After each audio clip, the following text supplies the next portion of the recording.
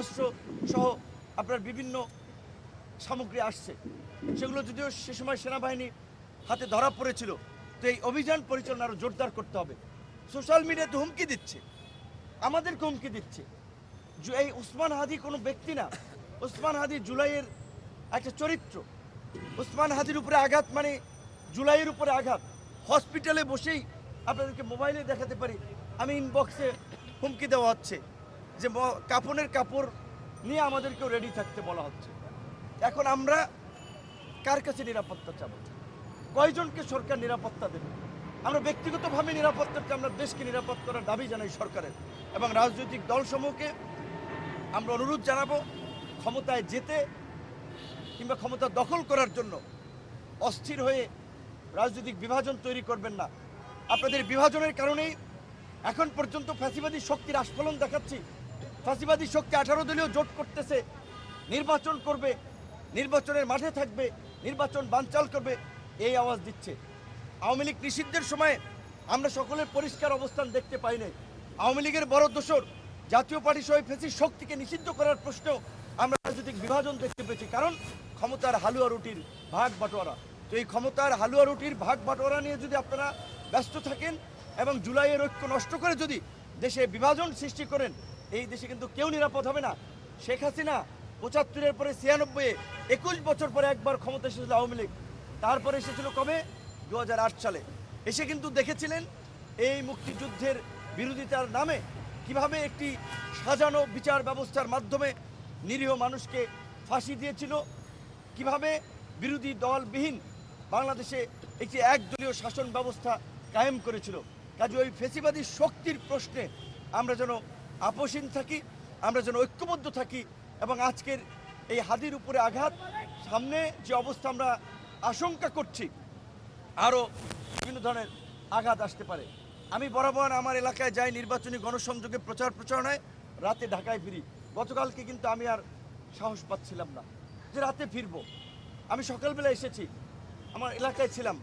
তো এই অবস্থা আমরা যারা এই জুলাই গণ অভ্যুত্থান থেকে ফেসিবাদী শক্তির পতনের জন্য আন্দোলন সংগ্রাম করেছিলাম, আমরা কিন্তু আজকে সবচেয়ে বেশি অনিরাপদ, আমরাই সবচেয়ে বেশি হুমকির মুখে। যারা জুলাইয়ের ধারে কাছেও ছিলেন না, তারা তো উপদেষ্টা হয়ে ফ্ল্যাগ লাগিয়ে প্রোটোকল নিয়ে ঘুরে বেড়াচ্ছেন, আমাদের কথা তারা ভাবছেন না। এমনকি এই সরকারের মধ্যেও অতীত ফ্যাসিবাদী শক্তির দোসররা আছে, যার ফলে আজকে এই মাত্র 1-1.5 বছরে এই ফ্যাসিবাদী শক্তি আস্ফলন দেখাচ্ছে। সোশ্যাল মিডিয়াতে তারা রাস্তায় নামবে, দেখে নিবে, জুলাই ভরে দিবে, জুলাই বিনাশ করবে, এই সমস্ত হুমকি দিচ্ছে। কাজে আমি বিনীত অনুরোধ থাকবে সকল রাজনৈতিক দল মতের, বিশেষ করে গণ অভ্যুত্থানের অংশীজনদের প্রতি, আসুন আমরা হাদির ঘটনা অন্তত ঐক্যবদ্ধ হই, দেশবাসী সবাই দোয়া করি আল্লাহ পাক তাকে সুস্থ করুক। এবং আমাদের নাগরিকদেরও একটা দায়িত্ব এবং দায়বদ্ধতা আছে। যখন একটা মোটর বাইক গুলি করে পালাচ্ছিল, একটা পিস্তলে কয়টা তার সাথে গুলি থাকতে পারে? কয় রাউন্ড গুলি থাকবে? 2টা 4টা 6টা 8টা 10টা, 8টা 10টা গুলি দিয়ে কয়টা মানুষকে মারতে পারবে? কাজে আমরাও যেন এই ধরনের ঘটনা দেখলে আমরা যেন যার যা কিছু আছে তাই নিয়ে পাকড়াও করে যেন আমরা ধরার চেষ্টা করি। যখন একটা গণপ্রতিরোধ আমরা গড়ে তুলতে পারবো, এই ধরনের ঘটনা আর কেউ ঘটাতে সাহস পাবে না। ঢাকা শহরের বাড়িওয়ালা থেকে শুরু করে আপনার সিএনজির ড্রাইভার বলেন, বাসের ড্রাইভার বলেন, চায়ের দোকানদার বলেন, আমরা যেন চোখ কান খোলা রাখি কোন জায়গায় কে কী আলোচনা করছে। যারাই এই ধরনের নাশকতা কিংবা এই ধরনের কোনো ষড়যন্ত্রমূলক আলাপ আলোচনা করছে, গণধোলাই দিয়ে থানা পুলিশকে খবর দিয়ে থানা পুলিশে দেবেন। পুলিশের পাশাপাশি প্রশাসনের পাশাপাশি আমাদের এই সময় জুলাইয়ে যেমনিভাবে আমরা ঐক্যবদ্ধ হয়ে ফ্যাসিস্ট শক্তিকে পরাজিত করেছিলাম, এই সময় আমাদের একটা বড় নাগরিক দায়বদ্ধতা আছে। আমাদের সচেতনতার মাধ্যমে এই দুর্বৃত্তদেরকে প্রতিহত করতে হবে। মনে রাখবেন, একজন সন্ত্রাসী পালিয়ে যাচ্ছে, সে আরও অনেকগুলো অঘটন ঘটাবে। আর যদি আমরা ঝুঁকি নিয়েও তাদেরকে ধরতে পারি, তাহলে বাকিদের মধ্যেও একটা আতঙ্ক যাবে, মেসেজ ছড়াবে। বিশেষ করে হাদির ঘটনার সময় আমি দেখেছিলাম আমাদের দুজন, আমি সিসিটিভির ফুটেজে দেখেছিলাম দূর থেকে বোধহয় আমাদের দুজন পুলিশ সদস্যের ভাইরা গুলির শব্দ শুনে ছুটে গিয়েছিলেন, কিন্তু বেশি দূর তারা আগান নাই।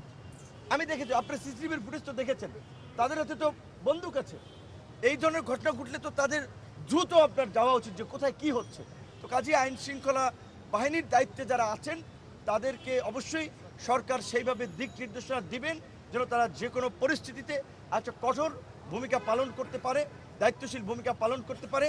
এবং এই হাজির ঘটনাকে কেন্দ্র করে এই ঘটনায় আমি মনে করি এটা কোনো বিচ্ছিন্ন ঘটনা নয়, কোনো শুধুমাত্র একটি সন্ত্রাসী ঘটনা নয়, এর সাথে অনেক চক্র জড়িত থাকতে পারে। এর পেছনে কারা জড়িত সেই ঘটনার আদ্যপ্রান্ত খুঁজে বের করতে হবে এবং পরবর্তীতে যেন এই ঘটনা না ঘটে সেই জন্য আমি মনে করি যে আগামীকালকে থেকেই অন্তত কিংবা সরকার সিদ্ধান্ত নিয়ে একটা যৌথ বাহিনীর সাঁড়াশি অভিযান পরিচালনার মাধ্যমে জনমনে কিছুটা স্বস্তি ফিরিয়ে আনবে